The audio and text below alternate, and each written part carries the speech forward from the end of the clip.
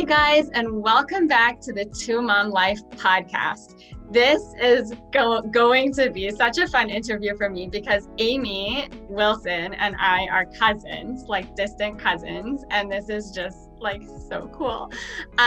She's an interior designer, a real rock star. She lives in Australia. How cool is that? And she's going to talk to us today about lots of things regarding design of our homes and organization, right? And Amy, I'm going to turn it over to you to just introduce yourself. And then we have a lot of really juicy, super practical topics to address today. So Amy, can you tell us a little bit about yourself and how you got into interior design? Sure, Jodi. Thanks so much for having me. I'm so excited to be here. And yeah, it's so great to connect with you again over all these years. And basically, I started out studying event management and design in university. We shorten everything because we're Australian. And and basically I did that for quite a long time. It was about 7 or 8 years. And I really loved doing it and I really enjoyed it. And from there, I had people starting to approach me during events and said, do you ever do homes? And I was sort of like really intrigued because I'd studied design. I thought, well, I haven't done any yet, but I'd love to give it a go. And so that's what I did. And I started doing people's homes, just through word of mouth and everything. And then I decided to open up my own firm. So that's sort of where it went. And here I am quite a few years later, and I absolutely love doing it. And it's just a passion of mine. And even growing up, I loved being around everything to do with the home, furniture, homewares, everything. So yeah, that's where it's brought me. So here I am. That's beautiful. That's so beautiful. Okay, so I want to dive right in. So let's talk about something that many moms have been talking about in my world recently, and that is arts and crafts spaces. How to organize them, how to keep them organized, how to keep them tidy. And this has just been like popping up all over the place in Facebook groups, my own clients, friends. So what are your tips in regards to arts and crafts areas? How can we keep them organized and tidy? It's a great question. I think, since COVID started, it's brought out this huge spark in people to want to create. I think the moment that COVID hit, I went online and just ordered a whole lot of stuff for my daughter. She's 4. I've got a beautiful 4-year-old. I didn't mention that. I think that's the biggest thing is clutter. How do we deal with clutter? How do we organize it, especially with arts and crafts? Because we want our kids to be creative. We want them to make beautiful things, but where does all the stuff go? So the main thing I would say, the first thing would be is you need to purge. That's the first step. It's sometimes the hardest thing, but you get these dried out tubs of paint and broken pencils and crayons and things that just don't work. And I find that even with kids, like they get frustrated if something's there and it's not even working for the color that they want. So first of all, purge the things that you don't need, get rid of them or recycle them. Then the second thing I would do is start categorizing all your materials. So your paints and your drawing items, the glue on things, the buttons and lollipop sticks, start grouping them so that there's some kind of categories that you can make sense of and the kids can make sense of. Like Play-Doh, all that stuff, papers, everything, get it all categorized. Put it out on a countertop. Put it all out on the counter, on the table, on the floor, wherever there's a space, because as we know with moms, there's not always a clear space on the counter or the table. So wherever there's a space, find a space. And then the next thing I would say is, have a dedicated area to put everything. So whether it could be like a unit with removable drawers, if you've got a big, area, and if not, even something like an oversized toolbox where you can start putting those little tiny tidbits in, those pieces that just keep getting, lost and missing. And the other thing, of course, is label. So one thing is some kids are not at the stage of reading yet. So with labeling, what I like to do is actually print a photo. So if it's Play-Doh, have Play-Doh and then a picture of the Play-Doh or papers. And so that your kids who are younger, who can't read yet, they can visually see where to put things. So that's another important step. I love that idea of a toolbox. I have Yeah, never thought of that. But it is it's such great. a brilliant hack. Can I just tell you, we had so many arts and crafts over COVID, and I ended up buying some little tackle boxes, you know, for fishing. Yes. And they're so cheap. They're super available. Not everyone's going out fishing, so there's plenty around. And you know, just stick all that stuff in there, and it looks great. You can pull it out, and it's ready to go, and it's all in one place. Yeah, that's beautiful. And bigger arts and crafts thing, like you can, if you have a larger toolbox, you can put little you can put larger things, exactly. Yeah, and I mean, look, you can do those plastic tubs, but of course not everyone has that space, so it's a matter of trying to utilize what you have. So if it's a smaller space, then definitely I would try to go for more compact things when you can. Yeah, that's great. And then so you set it all up. How often do you purge? Like what's your recommendation? That's a really great question. Because it's so easy for these spaces to just get out of hand. Yeah, look, it's a really great question. I think look, being a mom myself, I mean, I'm only a mom of one, and I feel like I never have enough time, and I can't imagine your hands are also full. I think purge, maybe try once a month. Just do a little checkup, you know, have a little quick browse, make sure things are working. Even if you've got some older kids, get them to sit down and help you, and maybe like check all the pens are working, check that the paints are actually not dried out, and try and make it a little habitual thing. Maybe while you're, you know, listening to a podcast, put everything out. And you know, and I know it's difficult, it's not easy to always manage, but maybe once a month or once every couple of months, and just do a little checkup and see, you know, or even get the kids to join in if you feel that it'll help them, you know, learn when things are finished. That's also another thing to do. Right. Oh, I love that. And I think, training them. I love that idea of putting the photograph of the item, you know, in the space, because that way you can train them to put things away. Exactly. And sometimes my kids are better at it than me. Listen, my kid puts me to shame. She takes her plate to the kitchen, like, you know.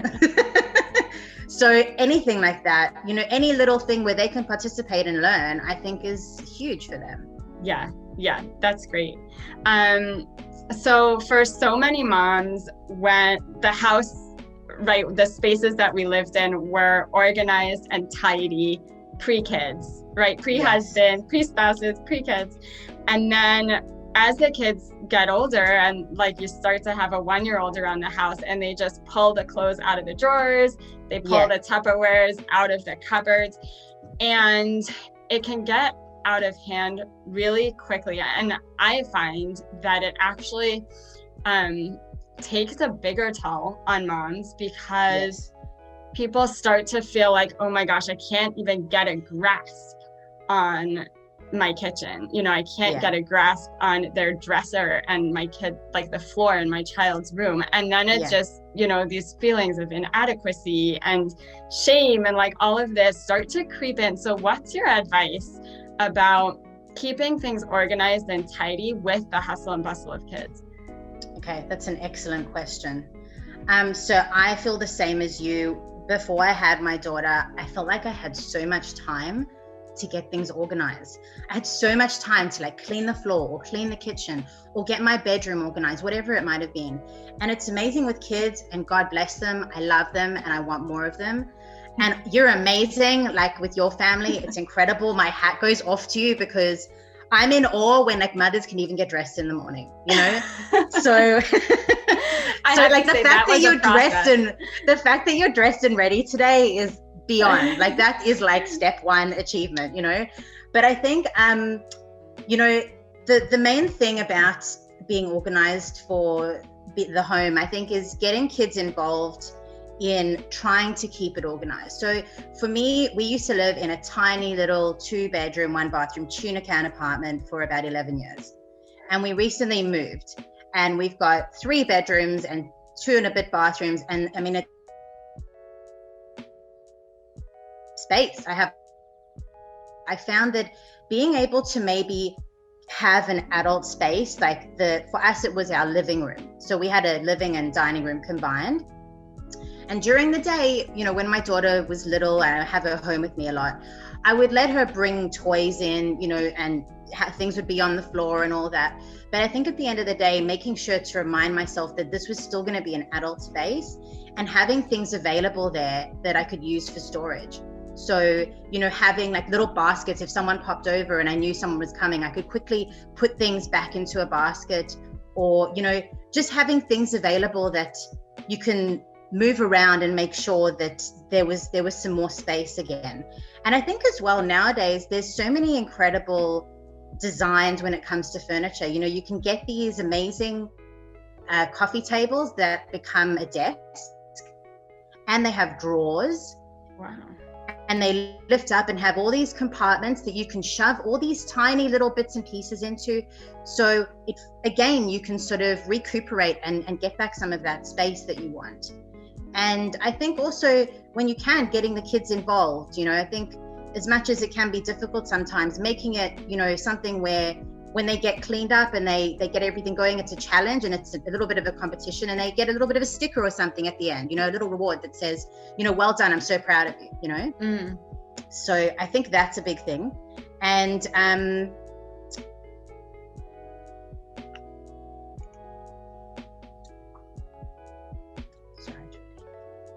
Right, the sound just cut out for a second. Can you hear me? Yes, better. Great. Okay. And I think also, really, we can't be so hard on ourselves. At the end of the day, we've got kids around all the time. We're trying to stay organized. We're doing the best that we can. And, at the end of the day, if you can get a little bit of an area nice and cleaned up where you can feel that you've reclaimed some of your space, I think that's really what's important. Mm-hmm. And, it's, for me, really, it's about having available storage. So anything that you can put some toys into that's there and that's easy to access and grab, I think that's important. And also going through their toys and making sure that you purge those as well, because I find that can also become a huge overclutter. I don't know how it is in your place, but I found, over time we have accumulated things and more things, and birthdays happen, and my mom every week brings my daughter something for Shabbat, which is so sweet. But of course, it all slowly, accumulates and becomes bigger and bigger. And I think keeping tabs on that stuff and not letting that get out of control is also, really important. Yeah, and I have to say, I am so lucky because my husband, Charlie, bless his heart, he's here somewhere. He is incredible at clearing stuff that we don't need. Like he will purge. Wow. He is a purger, and I cannot imagine what my life would look like if he were not in the picture to help me purge. Because even with him around, like we have this big tub in one of our kids' rooms, and it still has baby toys that I just am too attached to get rid of. And I acknowledge that it's all me. It's hard. It's hard. I know. You're like, oh, but it was from when they were 1 month old, Exactly. Yeah. But, there is incredible value in doing that. And it's, this is a great action item for me to now, when we're closed up with this interview, go and tackle that bin, because most of that stuff we haven't used in many months. For sure. And go ahead. Yeah, sorry. No, you go ahead. No, I was going to say as well, the easier thing to do as well is purge when they're not there, because suddenly they're, reconnecting with Ollie the elephant that hasn't been in their lives for the last, 17 months. But I want to play with this sticker book because I haven't played with it in so long. And then it becomes a whole grabbing onto the past sort of situation. And it's hard because as a parent, you want to give them everything, and you kind of don't want to deny them. You're like, oh, but they love it. And, it becomes an emotional thing. So I think you've got to go into it saying, I'm reclaiming my space. I can't get emotional about this. I'm going to keep a few really precious things that are important to me. And that's important too. Don't just chuck everything out, but find the sentimental things that are important and keep those, because that's what's important, is the little memories to also hold on to. Yeah, absolutely. Someone once told me that when they purge their closet, they take the clothes that they're somewhat attached to, but really don't need anymore. Yeah. And they take that shirt and they give it a kiss, and they say, thank you, shirt, for being in my life or bringing me joy. Yeah, and then Marie Kondo. It was, that was amazing. I think that's changed a lot. Yeah, that's Marie Kondo. Okay, there you go. Quite an amazing, it's an amazing way to sort of, it's like honoring the things you have. Right. And I think that's really important. So yeah, that's something you could do. You can feel a little less attached and feel like I'm honoring you, you know, like, Right. So. Yeah, absolutely. So something that I just want to highlight in what you said was that you made this recommendation that you allow yourself to have an adult space. Like you recognize, you know, somewhere as an adult space. And that's a really cool perspective.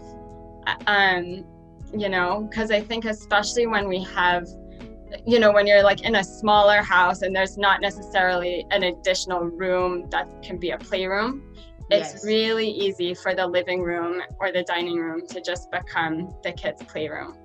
100%. I think that was my biggest challenge when we lived where we did, but I really did my best. And I felt like we both committed to it, me and my husband, Gabe, also wonderful guy, love him. He does the laundry in my home, so I can't complain at all. I have no complaints. Apparently it's a family tradition and I am so on board with that. So that's all good. But he was fantastic, and we work together as a team. And I think that's also important, you know, whether you're a single parent or whether you're married, committing to something like that is important, because at the end of the day, you want somewhere where you can just relax at the end of the day, and you're not surrounded by clutter and you're not surrounded by toys, and you can, you know, sit back and watch a nice movie or read a book or have a glass of wine and kind of feel like, okay, I'm kind of an adult just for like the next hour and a half until someone wakes up or someone needs a bathroom, you know? Right. So just giving yourself some space, I think it's very important, you know? Yeah, that's great. Especially and again, as a parent, and it doesn't have to mean that the toys aren't there, but it means that they're put away in a way, you know, in a nice wicker basket. Exactly. Like they're kind of in a more esteemed, you know, surrounding. They're not just in some like plastic tubs from IKEA or whatever that, you know, it looks, in my words, like it looks chic. It looks chic. So, you know, no matter what, you can have toys everywhere, but when they're all contained like that, you kind of wouldn't know. So yeah, that's my big tip. Yeah, no, that's great. And something that we do in our house is we try to put all the toys away at the end of the day. That's fantastic. That's even though they come out the next day, like 100%. And look, it can be really frustrating because you like clean up so beautifully, you know, and like the floor's clear and everything's done and it feels like yes. And you come in the morning and it's just like a bomb's gone off again. But, you know, I think that's the whole thing is keeping up, because if we don't end up cleaning up at the end of the day, it's just going to get more chaotic and more manic, and, you know, it just becomes out of control. So I think being able to do that and have that habit is important. Yeah. That's awesome. What other tips do you have for us? So what other tips have I got for you? That's a very good question. I think also I wanted to talk about things like flooring as well, because I know some people who rent, for example, you have carpet, and there's always that stress and that panic about you know, spills and things like that, and especially when you're a tenant, you don't want to really mess anything up. So one of my big things I like to recommend is, I know parents are quite afraid of rugs, but you should look into rugs that are made from something called polypropylene. These are really common. You can get them almost at every department store. And basically what they are is, you know, when you go to the kids' playground and they have those ropes that hang down, they're like a plasticky sort of rope with knots in them. So that's polypropylene. And these rugs are made from the same kind of thing. So when you have spills or accidents, those rugs basically are almost stain resistant and spill resistant. So if you've got a playroom with like super cream, light white carpet that doesn't belong to you, putting down something like that can be such a lifesaver, because A, they're super inexpensive, and B, you know, it's easy to clean up and you don't have to stress about it. So I think that's also really important, is being able to still live and not panic about like every little thing going everywhere, you know, being able to contain it and protect maybe something that doesn't belong to you, but having a bit of home pride too. And they look beautiful. They look like any other sort of Persian rug. That's so great. I don't think I have ever given thought to the to what my rugs are made of. I'm not a rug person, but like, it's just so out of my frame of thinking. Yeah. And so I really appreciate you bringing that up, because wow, that really could be a game changer. Yeah, I mean, a lot of people have things they inherit, like wool rugs and all that stuff. And while they're wonderful, you really don't want to spill something on a wool rug, especially with kids. So if you still want to kind of brighten your home up and feel like it's got a little bit of extra, wow, then, go ahead and look into those, because they're fantastic. And I've used them a lot in a lot of projects. So yeah, definitely. That's great. That's awesome. Do you have any other like pointers similar to that, like different fabrics or well, I would say as well, especially with when you're planning on buying furniture, look at upholstery that's probably not the lightest, brightest white. I think we've all got to be really practical when it comes to having kids. I mean, you don't need to go out and get some kind of crazy checkerboard sofa, but I think nowadays there's so many incredible options for us out there. I mean, I have at my place, I've got some sort of beautiful velvety dark gray couches, and they have stain protection, super worth every single penny, 100%. It's not a scam. If they offer it, go for it. Because so what is stain protection? Does that mean they spray the? Yeah, so what they do is they have the natural fabric that they use, and quite often they're pretty hard wearing, like commercial fabrics, but what they do is they put a special coating on top of it.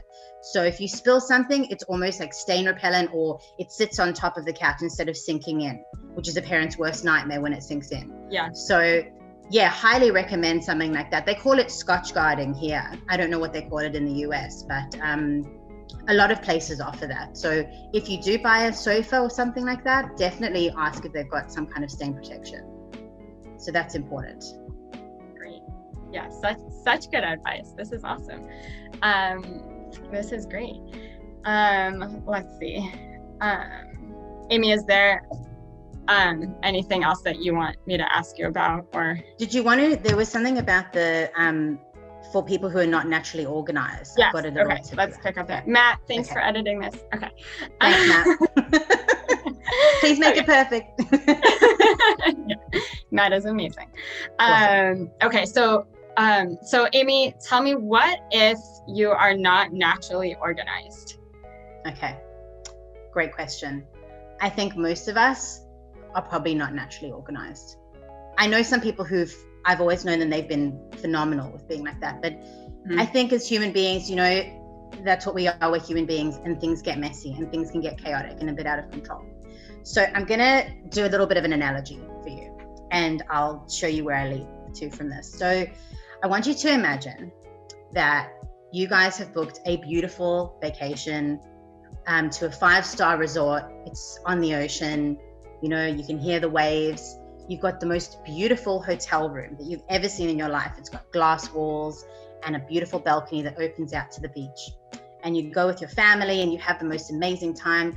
You open the doors and it's just unbelievable. You put all your stuff down and you go out for the day. You have the best day with the kids at the beach. You get home, have dinner, you go to bed.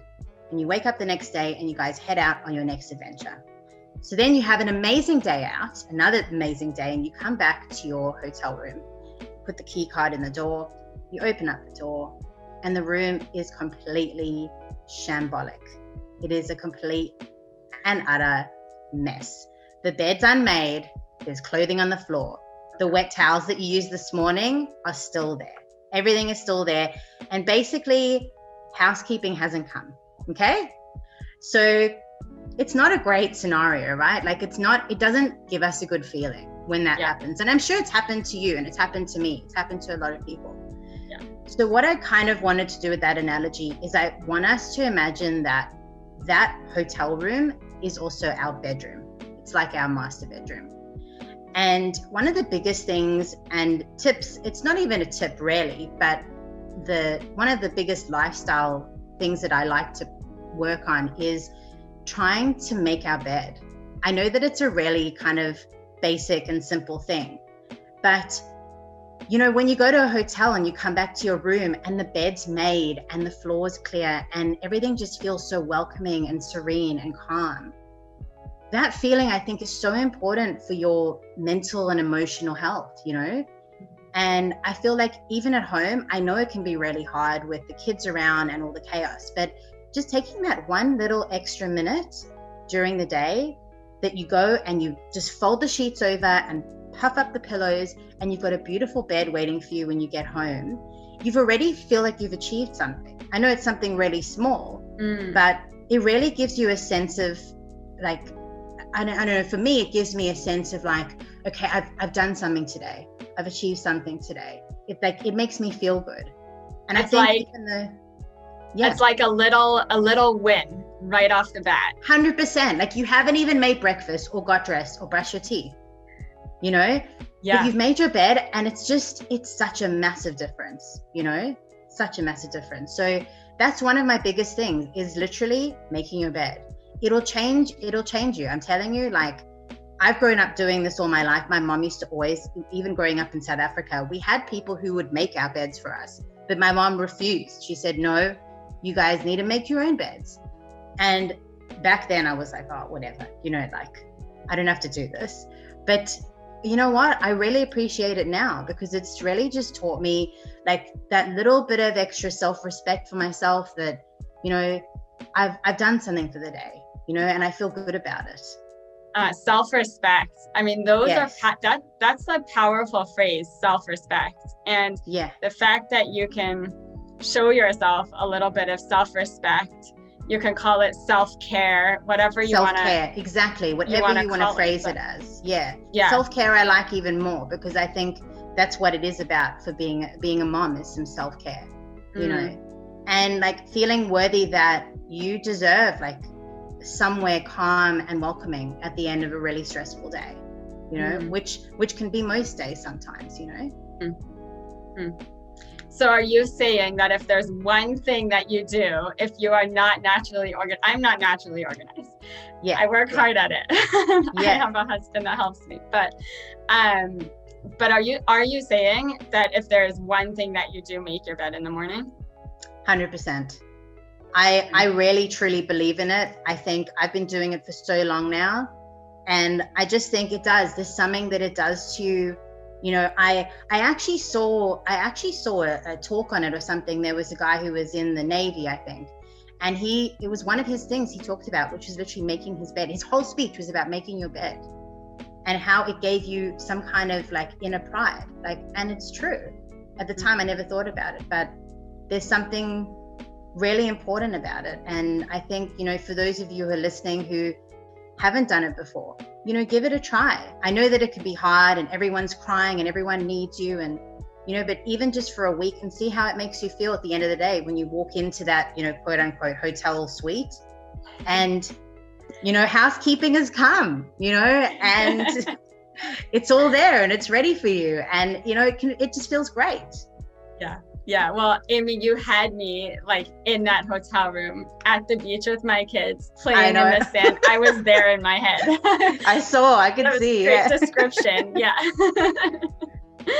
Yeah. And then I did feel that disappointment when I came back inside and like I had to open my eyes right away because I was like, oh my God, I can't even like look at it anymore. I know.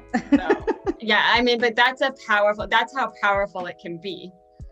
It's a little thing. Yeah, just I think little things. That's what it is about getting through, especially being, you know, in this stage of our lives is, as you say, little wins. Having a little win can sometimes make a person's day. So this is a little win. You haven't even started the day. So whatever else happens is like a bonus. Yeah. Yeah. And something that I didn't think of before our interview was also that so many of us are now home all the time. 100%. Yeah. So that's, being in our environment, like our homes have literally become our offices. And even if you're working out of your bedroom, which some people are, it's nice to have something that looks and feels, you know, crisp and clean and welcoming. So yeah, definitely a good point there. Right. Cool. Well, thank you so much for joining me today. This has been awesome. Is there one last piece of advice before we say goodbye related to organization or not Yes. that you want to share? I do. I've actually got two. Okay, so, great. One of them is that I'm sure as a very busy mom, you've had moments where you stepped, walking around in the middle of the night, you stepped on something like a piece of Lego. Yes. Has that happened to you? Yes. More than once? Multiple times, right? And it's painful, right? Super painful. Okay. Middle of the night. Ouch. I know, middle of the night, and you're just trying to get wherever you need to go, and bang. So one of the things that I came up with, which I really hope that people can take on, is something called the lost box. So what is the lost box? The lost box is basically any kind of container. It can be a shoebox, it could be a Tupperware, it could be any kind of plastic container, something that's big enough that you can fit different pieces in. And for me, it's got to be something that's pretty and whatever, and that's just me, but it could be whatever. Anyway, when you come across a piece, whether it's a puzzle piece or a Lego piece or something that's, from a set of dolls, and you don't know where it belongs, pop it in the lost box. Because all that does is it brings it all together. And then when you come across the things that, the puzzle that's missing a piece, or the Legos that are missing a piece, you know that it's all together in one place. And I started doing this, just over a year ago, and it's been so amazing, because instead of having all these strewn out, little pieces scattered everywhere, I've got it all in one place, and I go, oh, I think it might be in the lost box. And, I just think it's been like a revolutionary idea in our family. We've taken it on, and it's been fantastic. We've just found all those little missing, and my daughter even knows, Mommy, can we put it in the lost box? That's great. What an awesome idea. I think I want to implement that. Yeah, because also what's happened to me sometimes is that there's like this key piece it's like lost socks. Like there's this key piece to a toy, and I can't find it, and so then I get rid of the board game, or I recycle or whatever, and then like 2 months later I find that missing piece, and then I regret getting rid of that whole beautiful game. Oh my gosh, yeah. And so it can avoid that also. Just I love. What gave me the idea is at our old place, I found this like really weird looking piece of white plastic with like tubes on it, and I thought, this is just a piece of junk, I'm going to throw it away. Well, lo and behold, it's time for me to make a cheesecake, and I bring out my Cuisiner to blend my biscuits up. That little white piece was literally the main component to holding the entire Cuisiner together. Oh no. So it held the blades together, it held the motor together, this tiny little piece of something.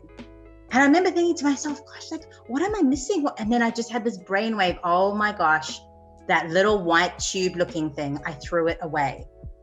And I even remember my husband said to me, are you sure you want to throw that away? Because he's very like, he likes to hold on to stuff. I love you, Gabe, but he likes to hold on to stuff. I'm the purger, and he's like he's the hoarder. Yeah. Not a hoarder, but he's sentimental. He holds on to stuff. Sure. And my gosh, there's the first time in our marriage, I was like, yeah, you're right. And that's what gave me the idea. So I think, when you find something and you're just not sure where it belongs, but it belongs with something, pop it in the lost box. Love it. So, great. And I guess one of my last pieces of advice is, that people don't have to follow trends. I work with a lot of different people and different backgrounds, and there's so many things going on with all these different movements, like the Scandinavian movement and boho and all that. But I wanted to just tell moms out there that you don't have to follow what's in or what's trending at the moment. You should go with what you love. If you love collecting art, or if you love pieces that are really different and eclectic, or you like vintage stuff, don't be afraid to embrace that. And I think, everyone's homes are unique, and that's what makes us special. I mean, that's why, that's why we're different to, say, having a hotel room, like we talked about, because they're all the same. They're all, monotone. But having something that's yours and belongs to you, I think that's what's really important. And we should embrace that, because at the end of the day, that's where we're coming home, and that's where we're with our family. And, we should love where we are, and we should love our homes, and we should love ourselves. And, at the end of the day, that's what's important. Beautiful, beautiful words. Thank you for raising that. I remember when we moved into our house, we had hardwood floors on the whole main level, and almost the whole main level. And there was something about it where like I would go into the bedrooms and there was just something that I felt. And then I said, we have to put in carpet because I want the bedrooms to be cozy. And that's so not the trend here. Like the trend is, wood floors all the way. But it really made a huge difference to me. Once we put in that carpet, I was like, this is you feel home. That's it. And you should go with that. Like, that's what's important. I think at the end of the day, there's so much pressure on people to have their homes looking a certain way, or how we should dress a certain way. But honestly, I really love the fact that everybody's different. And I think that we should keep it like that, because that's how God made it, that none of us are the same and everyone has different tastes. And, even when I have a client who will say to me, what do you think? I sort of say to them, well, it's your home. So what do you think? Because you're the one who's going to live here and you're the one who's going to enjoy it. And I think it's also really important to collaborate with people. So I don't just go and decorate people's homes, but I collaborate with them. Like someone that I'm working with at the moment, she's got some really interesting art collections. And it's cool because I get to sort of embrace all that and work around it and, pair things with it that otherwise, other people would find, it's very eclectic. And I enjoy that, it's a challenge and I enjoy it. Yeah. So cool. That's so great. Cool. So tell us, I know you have a special gift for our listeners. Can you tell us about that? Sure. So I wanted to just offer everyone a little free e-guide that I created, just with some tips and life hacks on how to be organized, during the chaos, and try to create a home that you love being in and your family loves being in. So I'm happy to give that to everybody listening today. Awesome. Well, thank you so much. And guys, that little guide will be in the show notes. So when you listen to this episode, just make sure to peruse the show notes, find that. And we will also include all of Amy's links, her website, her social, so that you can get in touch with her if you want some design help or want to bounce ideas or just chat. Amy is quite a special person. So Amy, thank you for joining me today. Guys, thanks for tuning in. I know your time is valuable and I so appreciate you choosing to spend it here with us on the Two Mom Life podcast. Have a great day.